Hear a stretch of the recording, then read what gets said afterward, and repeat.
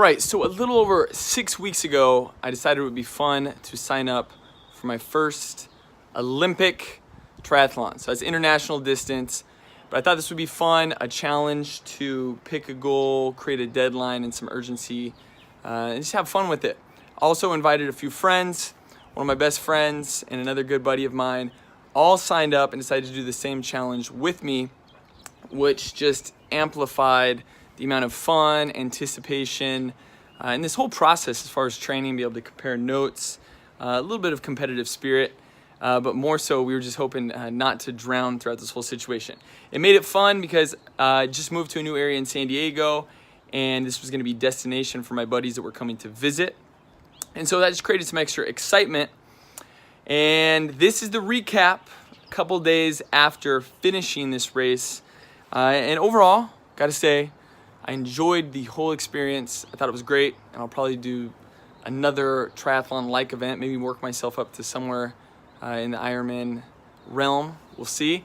But ultimately, it was such a cool experience from what I learned about my body, what I learned about training my mind muscles, picking a goal, sticking to it, that commitment, and how I got to change up my training. So the training brought more purpose, more gratification than just going to the gym and doing things, just to function and try to look good. Byproduct of this, helped me lean out. I probably lost a little bit of muscle throughout this process. Actually, I know I did, but nothing that I can't gain back, and it was all worth it, in this whole experience. So this video, I'm gonna recap what I did different with my nutrition, how I finished overall, talk about the race itself, what I would have done differently, and how if you have a challenge or when you pick this challenge, this information will be able to help you out a little bit.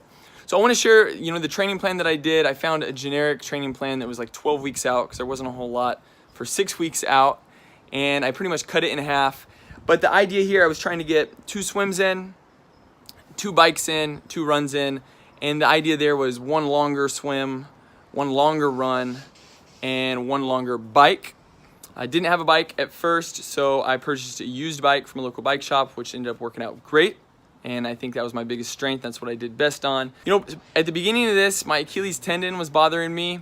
I don't have great or perfect running form. Plus, I hadn't been running that distance. So I questioned that in my mind if my body was gonna feel all right as I started to put on those miles. But what I learned from this whole process is, as you slowly add on mile by mile, your body adapts to it, but certainly you want to work on mobility and making sure that you have the proper movement patterns. And then as far as nutrition, I want to cover more of that in this. But nutrition, the big part here is I knew that I was going to be doing more endurance and workouts that are going to be hour plus, so close to that 2-hour range. All right, now talking about the race, like I said, I felt like I was ready. I went into it pretty relaxed. The swim had me a little nervous since it was in open water. All right, we out here set up. Morning of the first try. Going into it, I tried not to have my heart rate too high. The water wasn't too cold, which was nice. I was wearing a wetsuit, but as the timer went down, tried to stay calm, focused, even with a bunch of feet flopping around in my face, no visibility. The first thing that I saw when I opened up my eyes with the goggles was just kelp and seaweed, which was not a great sight to see. So I thought, shoot, maybe I'm gonna be swimming this with my head up the whole time. And I felt like I could do that if I needed to. But eventually the water got a little bit deeper and I was able to get into a good groove. And I hit a little bit of panic at some point, which I think a lot of people do when feet are in your face and people are grabbing your legs. But I found somebody on the right side of me and I was able to kind of use them as a guide to get into a comfortable groove and notice progress. I noticed at a point where I was about halfway and it gave me a lot of peace of mind and felt like I was at a good pace. And I would still say probably 10 to 15% of the race was in a form of like swimming without goggles. So my head was up and kind of a glorified mix of freestyle and doggy paddle just to be able to recover and take a good breath. So, I mean, if I was to improve that, that would have helped me out a ton in the overall race. But I felt good when I finished that. I got on the bike and I was able to pass a lot of people. The energy in this race was awesome because there was a sprint triathlon going on. It had way more people. So it felt like there was almost 1,000 people out there. And then also there was, site challenged people. There was a duathlon going on. So, people of all kinds of ages. So it was super motivating from, the younger kids to the, people with a lot of wisdom running around, it was able to pump you up, and you realize, hey, this is just exercise and having fun, and all the training has taken care of itself.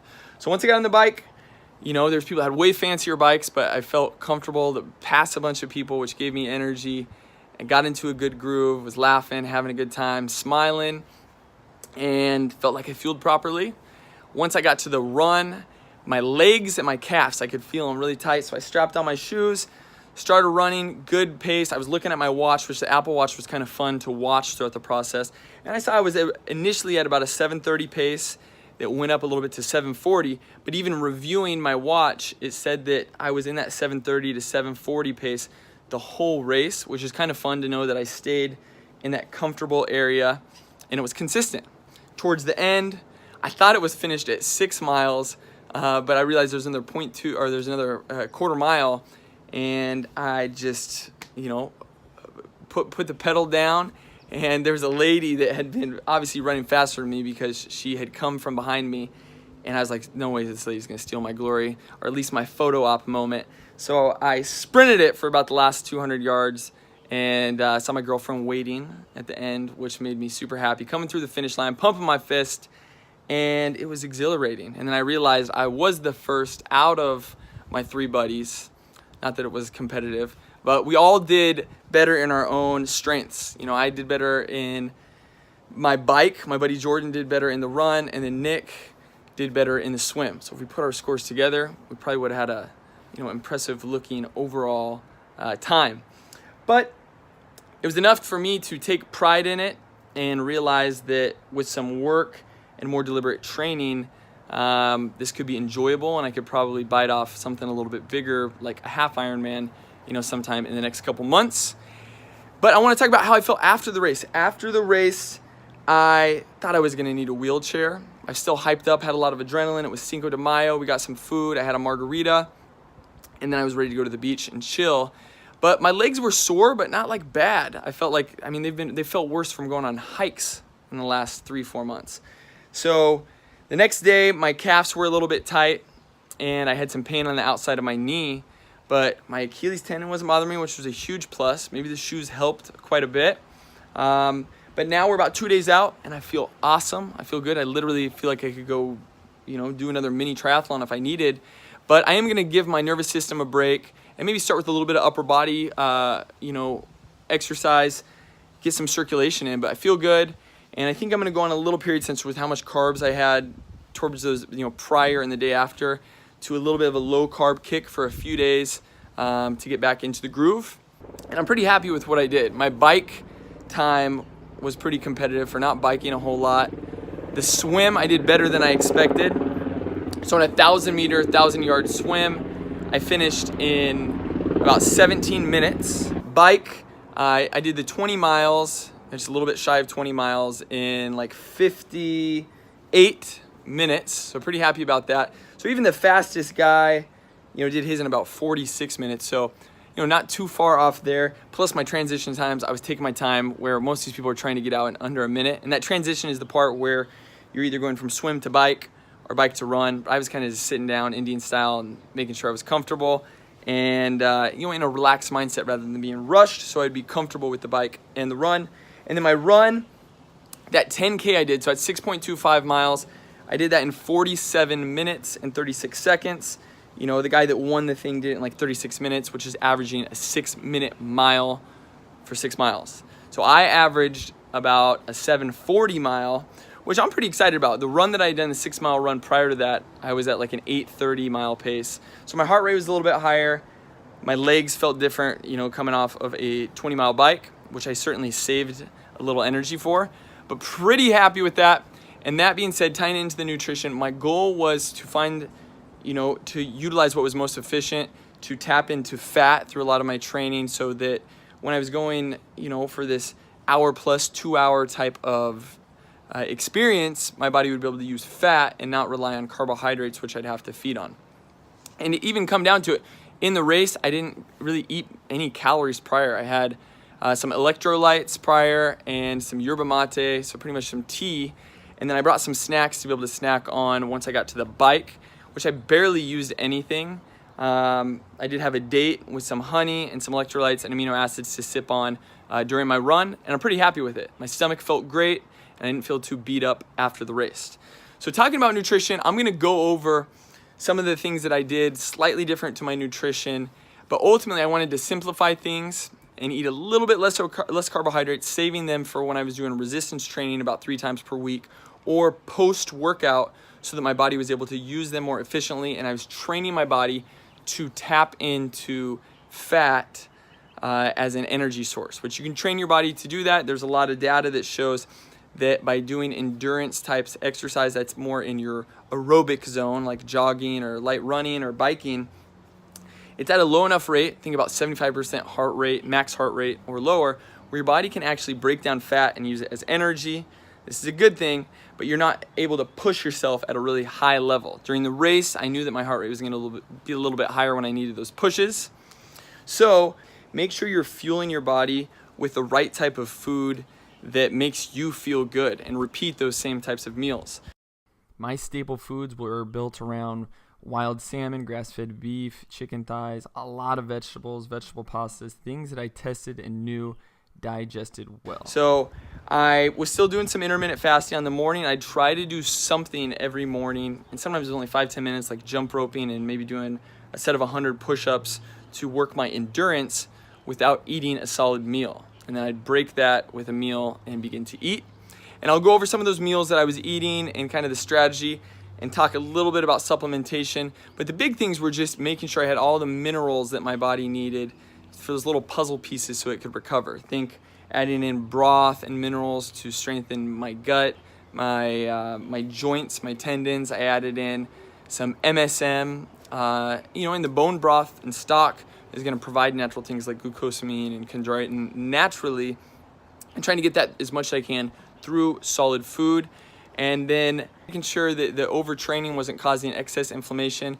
And that's when it comes to recovery, that's such a big factor. It's not about overtraining, it's about most people are under recovering. And so learning that more is not better. Going out and just getting a ton of miles is not the way to do it. There's a better strategy in going for one of those long rides per week so that you could recover from it. And same thing with running. I wanted to build up to where I could hold that 6 minutes or 6 miles, but I wasn't trying to run 5 miles here, 4 miles here, 3 miles here in a week. I liked a couple shorter 2 to 3 mile runs, and then adding in that long run, maybe on the weekend, but giving myself the ability to be able to recover. And I still kept in that anaerobic stuff. So 2 to 3 times per week, I was doing strength training, that lean performance type of training. That could be assault bikes, or that could be rowers. But I feel like that helps my hormones, helps my body recover. Sleep is so important. I had traveling that interfered with sleep. There was a week where I slept really bad, and I felt it in my body. I felt inflammation. And part of that was, probably from the endurance side. Reviewing back on all of this, I think this many miles when you're pushing yourself can be a stress on your body. So you need to make sure that you're recovering, making sure you're getting enough hydration in and enough calories to meet your demand. Where I see a lot of people making mistakes is they go for a run or a bike and they think they need to carb load and carb up, yet they're not creating that demand of over 80% of their max heart rate or output on muscle wise. Their body needs all those carbohydrates, and so a lot of that ends up getting converted into glycogen that doesn't get used, and that turns into triglycerides and gets stored as fat. So overall, this was an incredible experience. Didn't drown. I got stronger throughout all of this. I highly recommend that you pick an event like this, put it on the map, maybe more than 6 weeks, but pick something that makes this fun. This gave me an opportunity to hang out with some friends. We totally bonded over the experience. I also got so many new conversations from asking for advice from other people, which created new connections, and I'm a better person in every way because of this. So for those of you who've been following along, thank you for following along. Leave any sort of comments or observations. Love to get some conversation going. And until the next time, keep it up, and we'll see you later. Bye.